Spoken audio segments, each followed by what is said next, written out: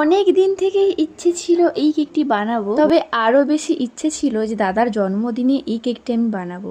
কারণ আমার দাদা খুবই বিরিয়ানি খেতে পছন্দ করে, তাই ভেবেছিলাম ওর জন্য বানাবো।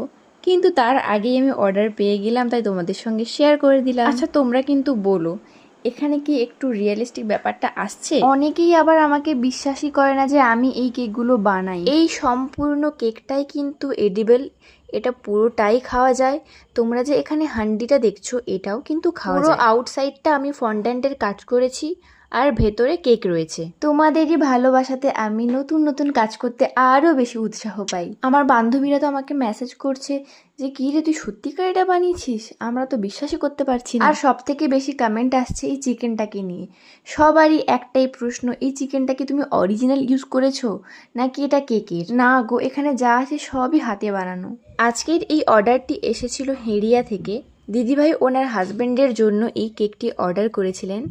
উনিও মনে হয় খুবই বিরিয়ানি খেতে ভালোবাসেন, তাই এই থিমটা দিদিভাই চুজ করেছেন। আর কেকটি ছিল 1 পাউন্ডের ওপর চকলেট ফ্লেভার। এই দেখো চিকেনটা তোমাদের একদম কাছে থেকে দেখালাম, দেখে কি মনে হচ্ছে অরিজিনাল নাকি?